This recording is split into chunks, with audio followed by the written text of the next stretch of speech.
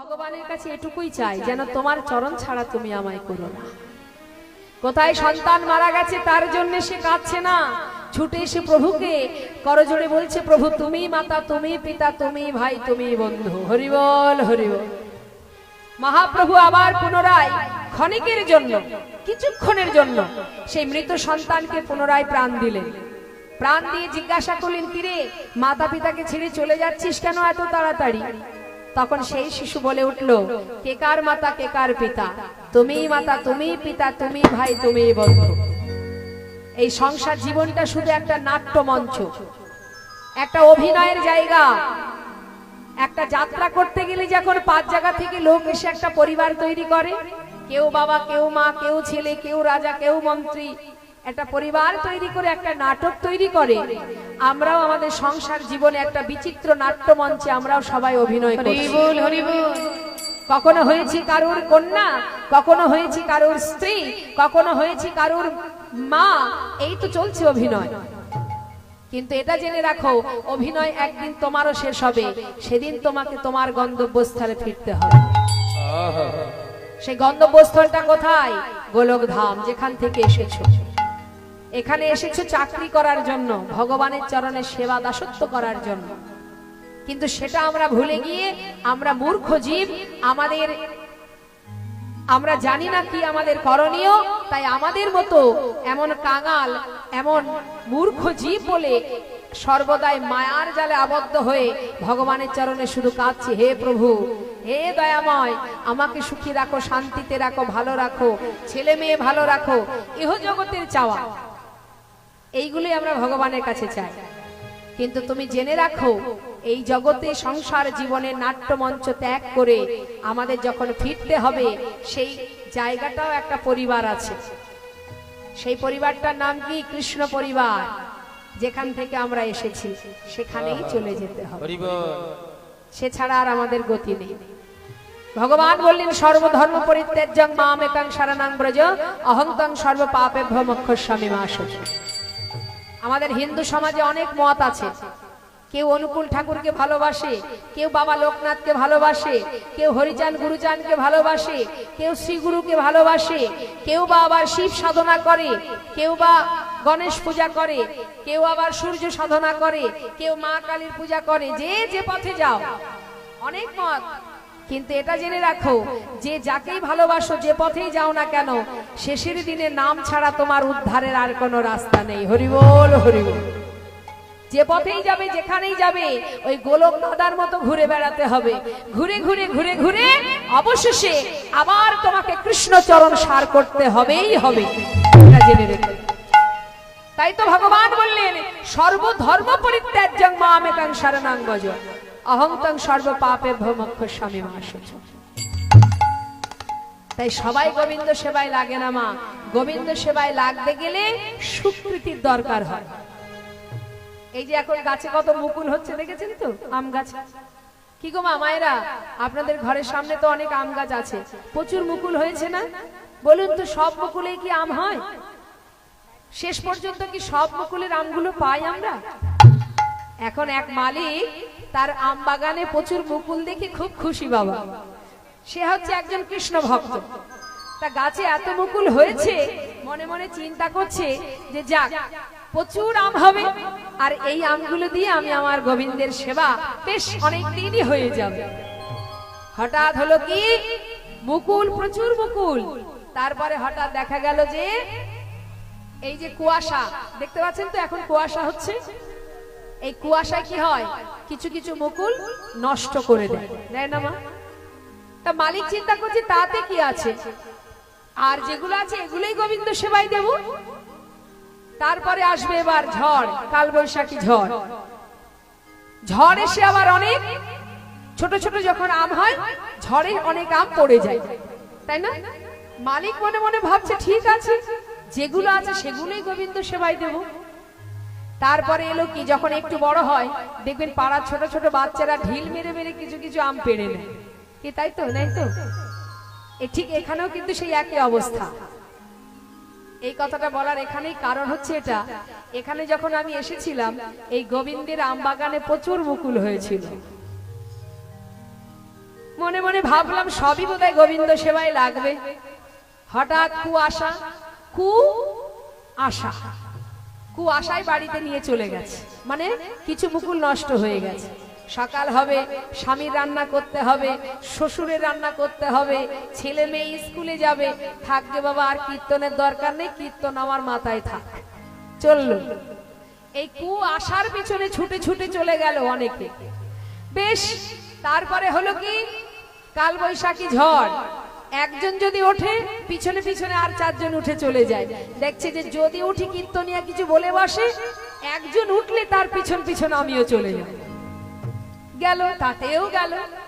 এবার যখন একটু বড় বড় হয়, বাচ্চারা ঢিল মেরে পেড়ে দেয় না, আমগুলো পেড়ে নেয় তো, তাই এখানেও ঠিক সেই রকম হচ্ছে। একজন যাচ্ছে আর একজনকে খোঁচা দিয়ে ওই ঢিল মেরে আম পাড়ার মতো, এই দিদি বাড়ি চল, আর শুনতে হবে না কীর্তন, কাল আবার কত কাজ আছে জানিস, কাল আবার এ আসবে সে আসবে, এই চল চল বাড়ি চল। মানে ওই ঢিল মেরে আম পাড়া মতো আর কি, ঢিল মেরে মেরে মানে খোঁচা দিয়ে দিয়ে। একজন যাচ্ছে, তুমি গেলেই তো হয় বাবা, সাথে আবার পাঁচজনকে ডেকে নিয়ে যাওয়ার কি আছে, ডেকে নিয়ে যাচ্ছে। মালিক চিন্তা করছে, যা যেগুলো আছে এগুলোই গোবিন্দ সেবায় দেব। তারপরে দেখবেন ওই যখন একটু পেকে যায়, তখন পাখিতে এসে অনেক আম নষ্ট করে দেয় না মা, তার ভিতর দিয়ে যে আমগুলো অধীর অপেক্ষায় গাছের ডাল ধরে গোবিন্দ সেবায় লাগার জন্য বসে আছে, একমাত্র সেই আমগুলোই গোবিন্দ সেবায় লাগে। তার মানে এই কথাটা বলার এটাই অর্থ, এখানে এখনো অনেক আম আছে, এখনো যে বলতে পারছি না কটা আম শেষ পর্যন্ত গোবিন্দের চরণে পৌঁছাবে। হরি বল। তা আমরা লীলায় আসি। কি হলো মা, সুদামা আর সুদামার বিবাহের পর যখন সুখে স্বাচ্ছন্দ্যে জীবন কাটাচ্ছে, এবার কি করছে, ভগবান একটা একটা করে পরীক্ষা করছে। দেখুন, আস্তে কথা নয়, দেখুন ভগবানের কেমন পরীক্ষা। প্রথমে কেড়ে নিল সুদামার মাতা পিতাকে, মানে মারা গেল। সুদামার মাতা পিতা যখন মারা গেল, সংসারের পুরো দায়িত্ব পড়ে গেল সুদামার কাঁধে। এবার কিছুদিন যেতে না যেতে সুদামা যে পাঠশালায় বাচ্চাদের শিক্ষা দিত, সেখান থেকে যে কড়ি পেত তাতে সংসার চলতো, সেই পাঠশালাটাও কিছুদিন বাদে বন্ধ হয়ে গেল। এবার সংসারটা চলবে কি করে, সুদামার কাঁধে উঠে গেল ভিক্ষার ঝুলি। নিতাই গৌর হরি বল হরি। দাঁড়ে দাঁড়ে ভিক্ষা করে কোন রকমে সন্তানদের নিয়ে, স্ত্রীকে নিয়ে সংসার চলে। কিন্তু রোজ রোজ কি ভিক্ষা কেউ দেবে? একদিন দেবে, দুদিন দেবে, আবার দুদিন দেবে না। ভিক্ষা যেদিন পায় সেদিন কোন রকমে সংসার কাটে, আর যেদিন ভিক্ষা পায় না সেদিন চোখের জলে বুক ভাসিয়ে কাঁদে, আর মুখে কিন্তু কৃষ্ণ নাম কখনো ছাড়ে না মা, সর্বদাই কৃষ্ণ কৃষ্ণ কৃষ্ণ কৃষ্ণ কৃষ্ণ। এইভাবে দিন যেতে যেতে দেখতে দেখতে তার পিতৃ সম্পদ বলে যা যা ছিল সব একটু একটু করে শেষ হয়ে গেল। অবশেষে স্ত্রীকে নিয়ে আর সন্তানদের নিয়ে গাছের তলায় এসে সার করলো। কিন্তু নিঃশ্বাসে প্রশ্বাসে তার প্রিয় সখা কৃষ্ণ কৃষ্ণ কৃষ্ণ। এদিকে কি হলো মা, সব যখন শেষ হয়ে গেল, তার স্ত্রী সুশীলা বললেন, স্বামী একটা কথা বলবো। বলো। স্বামী, তোমার বন্ধু নাকি ভগবান, তোমার মুখে শুনেছি, আবার সে নাকি দ্বারকার রাজা। আমার দ্বারকা কোথায় জানেন? গুজরাটে। গুজরাটে আছে সেই দ্বারকা, যেখানে ভগবান রুক্মিণী সত্যভামাকে নিয়ে সোনার সিংহাসন পেতে বসেছিলেন। সেই দ্বারকায়, দ্বারকায় গোবিন্দ রাজা হয়ে বসে আছে। আর এদিকে বৃন্দাবনে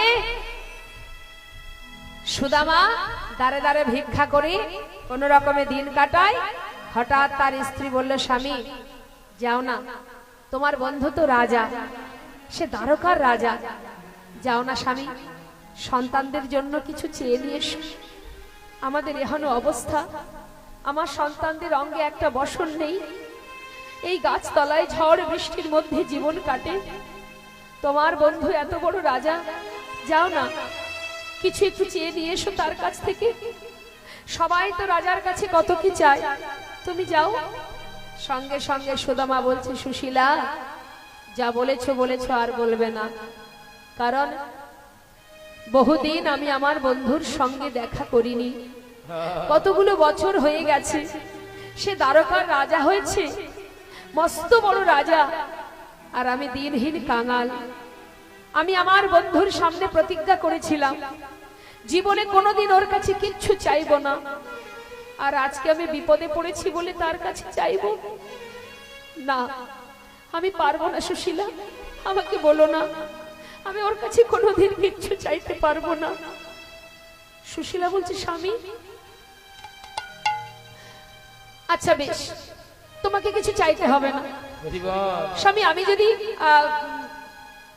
তুমি এক কাজ করো, তুমি যাও না তোমার বন্ধুকে একবার দেখে এসো। যাবে দেখতে, যার নাম সর্বক্ষণ জপ করো, যার নাম মুখে জপ করো, নিঃশ্বাসে প্রশ্বাসে যে নাম জপ করো, সেই যে তোমার প্রিয় বন্ধু, যাবে দেখতে তাকে। তোমার মন চায় না দেখবার জন্য, মন ছটফট করে না?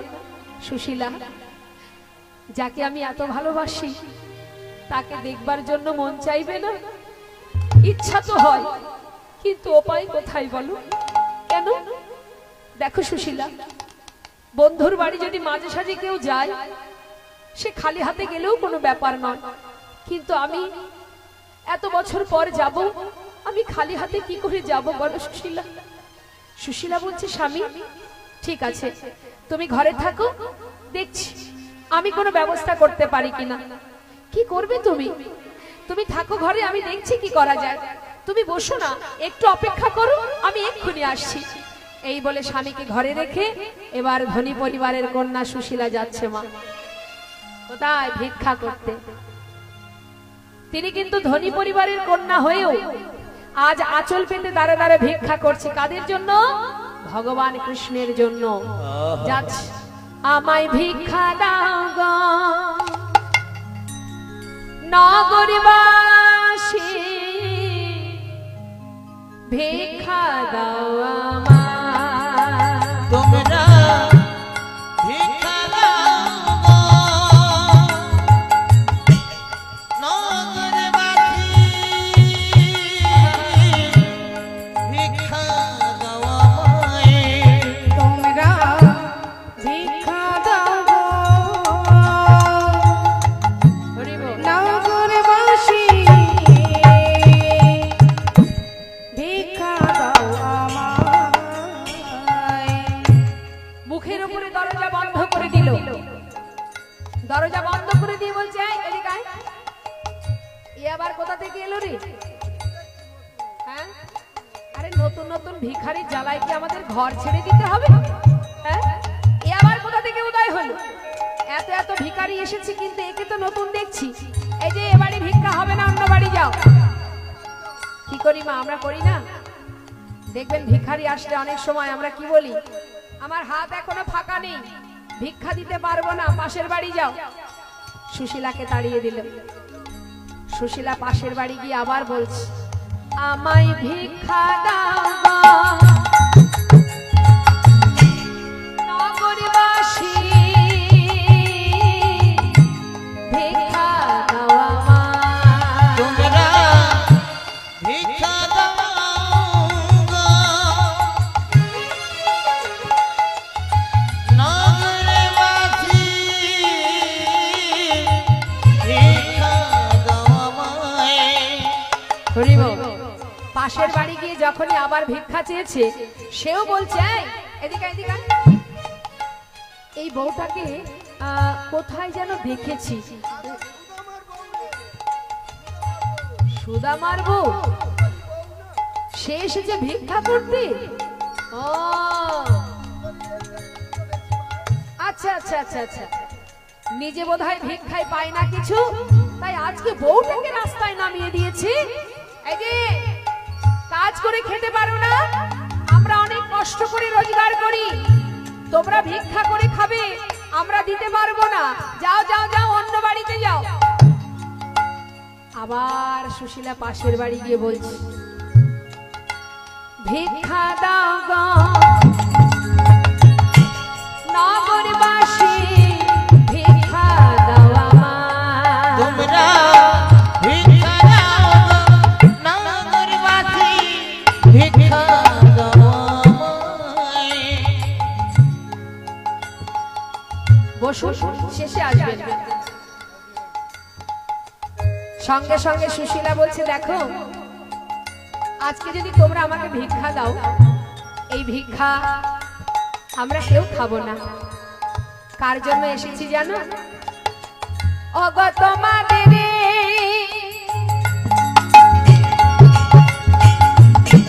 ভিক্ষার দ্রব্য পাবে সে মোরা।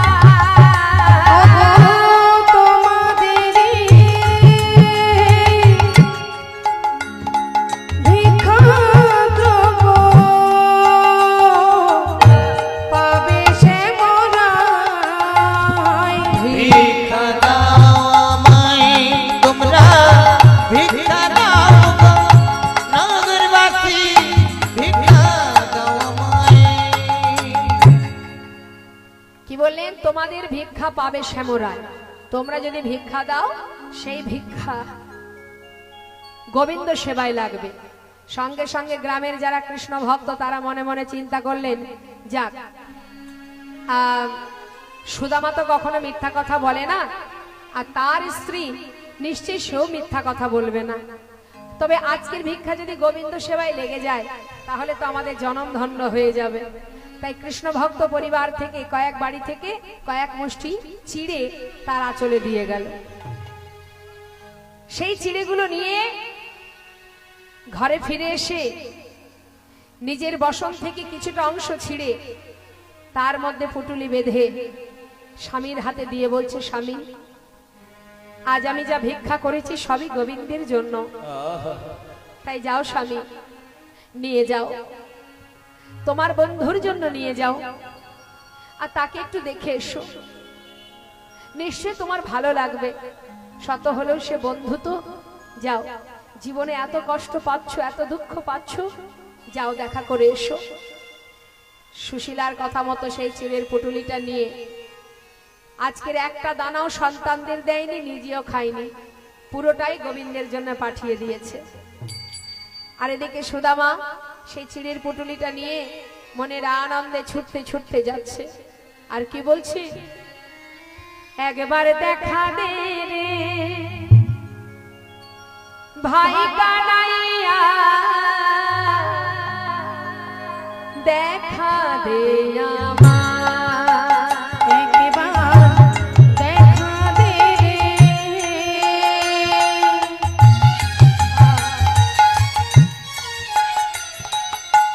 ভাই কানাইয়া, দেখা দে আমায়, একবার দেখা দে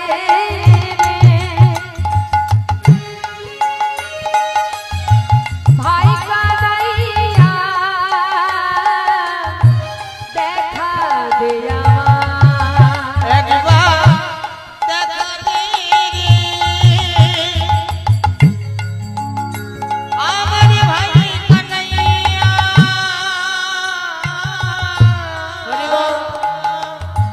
দেখা দে আমায়। ওরে জীবনে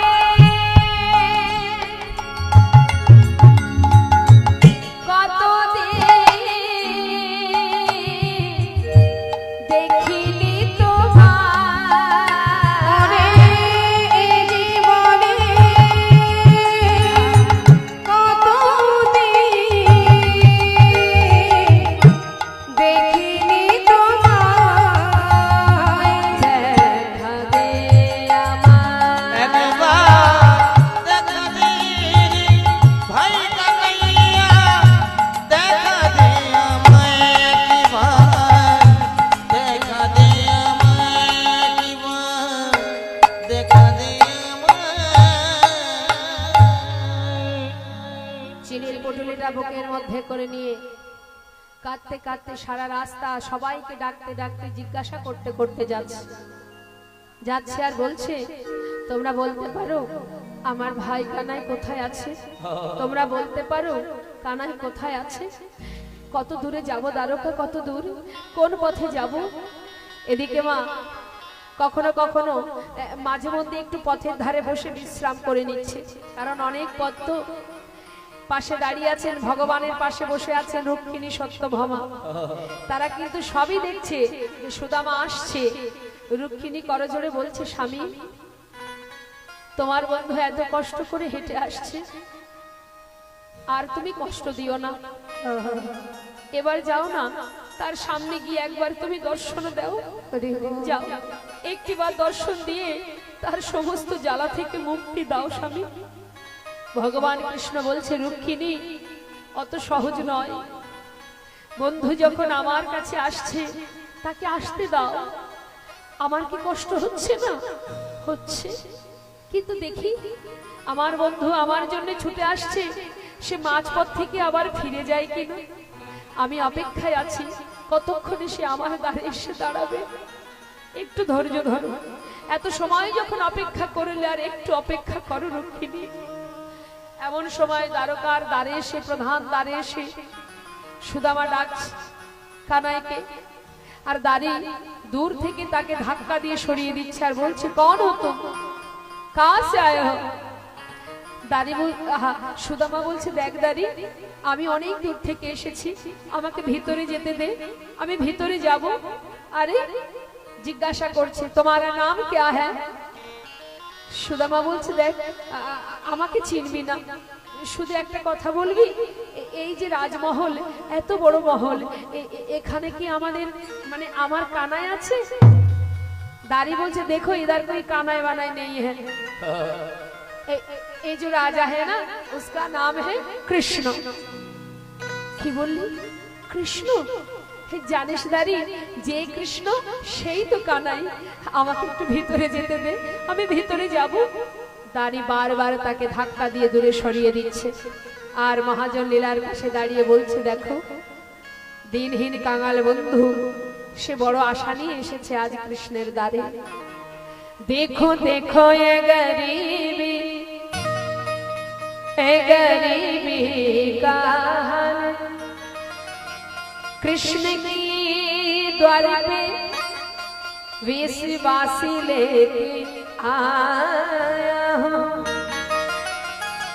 बचपन की यार है मेरा शाह, यही सोच के आस करके आया हूँ।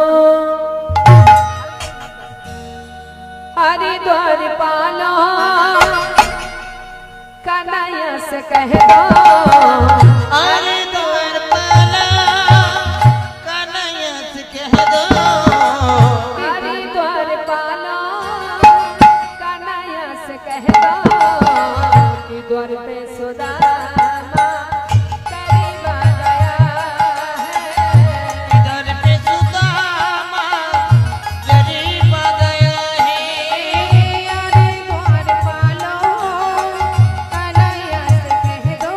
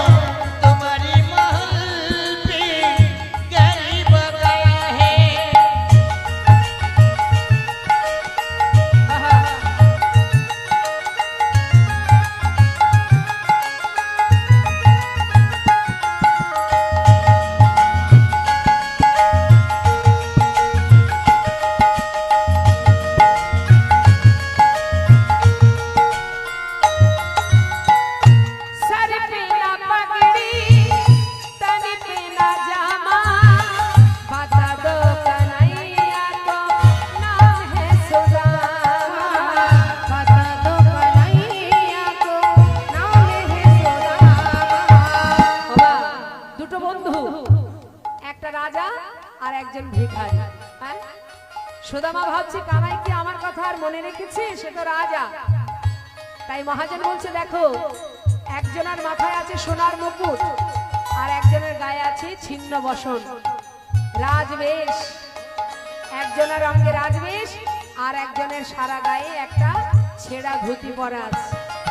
কাঙাল সর পে না পাগড়ি, তন পে না জামা,